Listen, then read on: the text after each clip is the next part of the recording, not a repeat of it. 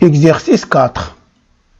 Deux charges électriques Q1 est égal à 10 nanocoulombs et Q2 est égal à 40 nanocoulombs sont placées respectivement en A et en B.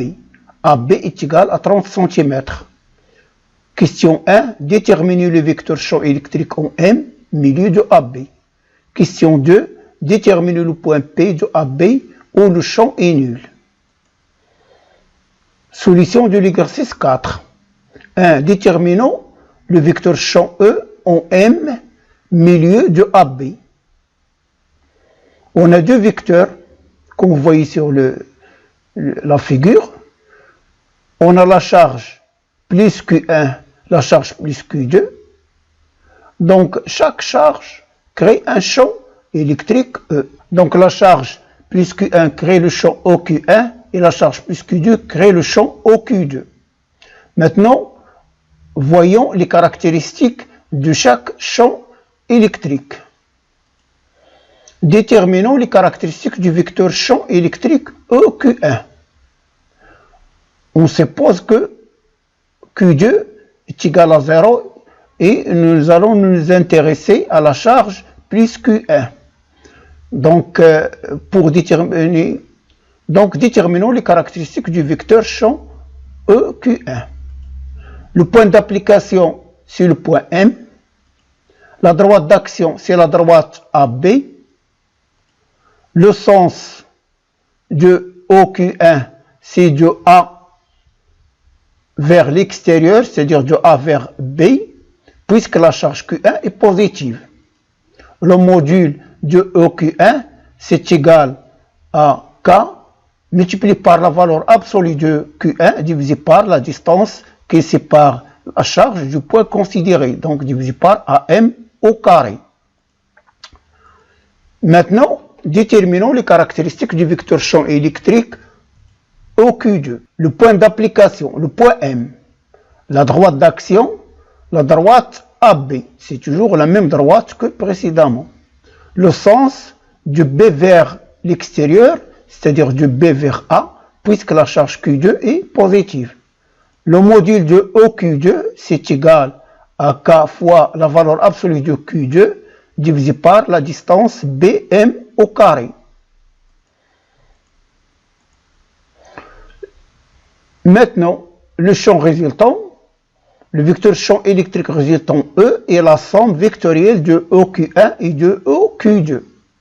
Donc nous avons OQ1 et OQ2. OQ1 créé par Q1 et OQ2 créé par plus Q2. Donc le champ résultant, nous avons dit que c'est la somme de OQ1 plus OQ2. Donc E est égal à OQ2 moins OQ1. Pourquoi j'ai écrit OQ2 moins OQ1? Puisque c'est le milieu M, même distance AM est égale à BM, mais la charge Q2 est supérieure à la charge Q1. La charge Q2 est égale à 40 nanocoulombs et la charge Q1 est égale à 10 nanocoulombs.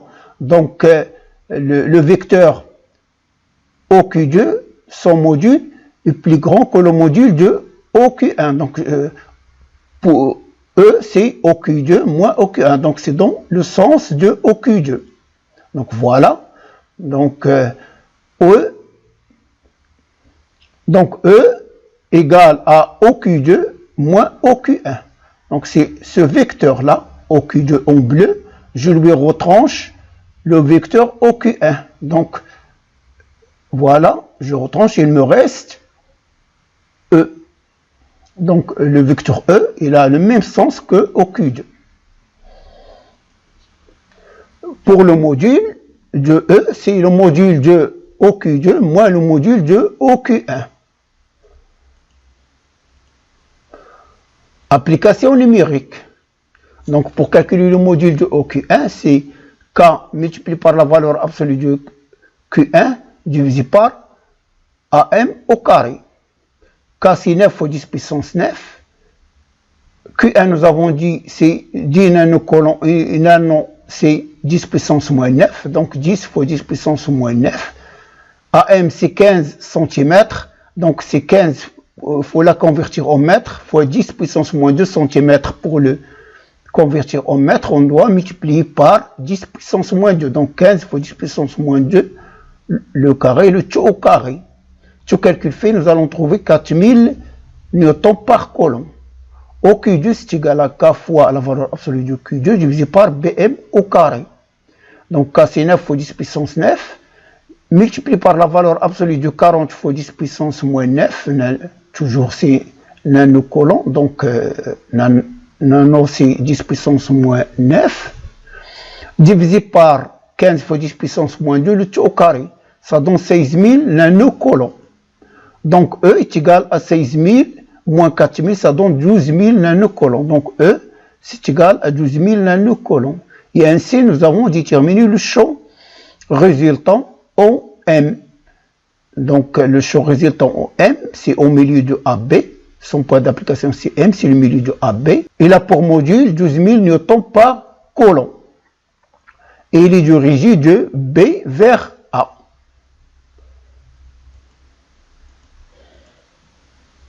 Maintenant, déterminons le point P de AB où le champ résultant est nul.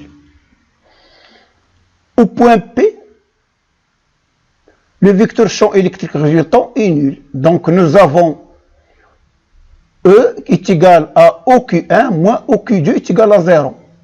Donc puisque j'ai OQ1 c'est le champ créé par plus Q1 et OQ2 c'est le champ créé par plus Q2 est égal à 0 puisque nous avons dit de trouver le point appartenant au segment AB, appartenant à AB, où le champ résultant des deux champs est égal à 0. Donc j'aurai E, le champ résultant, est égal à OQ1 moins OQ2 est égal à 0. Donc OQ1 est égal à OQ2. Pour que la somme soit égale à 0, il faut que le module de OQ1 soit égal au module de OQ2. Les deux vecteurs champ électriques EQ1 et EQ2 sont opposés.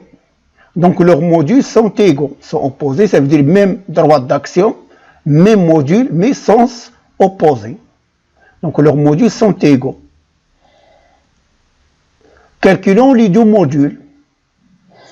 Donc là, pour calculer les deux modules, nous allons utiliser ce schéma. Nous avons, on va poser que la distance de A à P est égale à X et la distance de P à B, c'est R, c'est AB, c'est 30 cm, c'est R moins X, donc c'est 30 moins X. Donc cette distance-là, de A à P, c'est X, et de PB, c'est 30 moins X. La somme, X plus 30 moins X, ça fait 30, c'est la distance totale entre A et B. Donc module de OQ1. Le module de OQ1, nous avons dit que c'est égal à K fois la valeur absolue de Q1 sur AP au carré. Donc je remplace AP par X, donc ça me donne K fois Q1 en valeur absolue divisé par X au carré. Le module de OQ2, nous avons dit c'est K fois la valeur absolue de Q2 divisé par BP au carré. Donc c'est égal à K fois Q2, je remplace B P par sa valeur, c'est 30 moins X, donc je remplace, ou bien c'est R moins X, donc c'est R moins X, le tout au carré. Nous avons dit qu'au point P, les deux modules sont égaux. Pourquoi? Parce que le champ est nul, nous avons dit. Donc on va faire l'égalité des deux modules. Donc OQ1, c'est K fois Q1 divisé par X au carré, c'est égal à K multiplié par la valeur absolue de Q2 divisé par R moins X, le tout au carré. Donc K fois Q2 divisé par R moins X, le tout au carré. Donc l'égalité des deux, je simplifie par K, ça me reste Q1 sur X au carré est égal à Q2 divisé par R moins X au carré. Donc je multiplie là Q1, ça c'est une fraction, c'est une fraction. Et vous savez que Q1 multiplié par R moins X, le tout au carré, c'est égal à Q2 multiplié par X au carré. Donc Q1 multiplié par R moins X au carré est égal à Q2 multiplié par X au carré. On remplace Q1 et Q2 par leur valeur. Nous avons dit que Q1 est égal à 10 nanocoulomb et Q2 est égal à 40 nanocoulomb.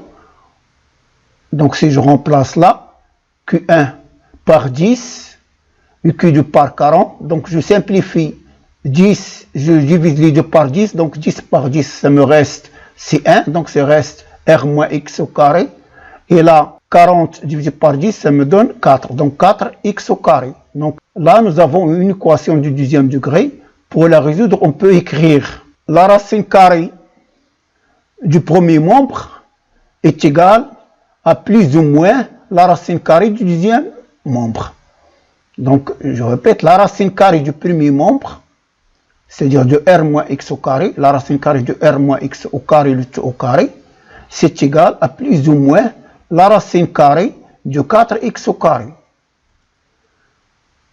Donc là, j'ai le carré et la racine carrée, il se simplifie, il me reste R moins X. Donc R moins X est égal, même chose là, 4X au carré, ça fait, c'est 2X le tout au carré. C'est 2X le tout au carré. Donc racine carrée de 2X le tout au carré, ça me donne 2X, plus ou moins 2X.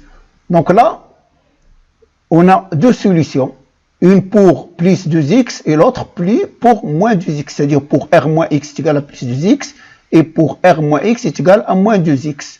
On a deux solutions telles que 2x plus 2x est égal à R moins x et moins 2x est égal à R moins x. Dans la première équation, je ramène moins x du côté du premier membre, c'est-à-dire de 2x, mais à condition de changer le signe. Là, j'ai un moins, ça devient plus. Donc, 2x plus x, ça donne 3x est égal à R. La même chose là, je ramène moins x du côté du premier membre. Donc, j'aurai moins 2x. Je change le signe. Plus x, ça me donne moins 2x. Plus x, ça donne moins x est égal à R. R ne change pas puisqu'il n'a pas changé de place. R, R, R, R. Donc, j'aurai 3x est égal à R. Et moins x est égal à R. Donc deux solutions. Donc la première, ça me donne x est égal à R sur 3. Je divise là par 3 et là par 3. Ça me donne x est égal à R sur 3. Voilà. Et la deuxième, ça me donne x est égal à moins R. Je multiplie par moins les deux membres. Donc ça me donne x est égal à moins R. Donc deux solutions. X est égal à R sur 3 et x est égal à moins R. Application numérique. On a R est égal à 30 cm, donc les deux solutions sont X, nous avons dit, est égal à R sur 3, ça fait 30 sur 3, ça fait 10. Et nous avons dit X est égal à moins R, donc X est égal à moins 30 cm. Est-ce que les deux solutions sont valables? Ce que nous allons voir. Donc pour la solution X est égal à moins 30 cm, le champ n'est pas nul. Pourquoi?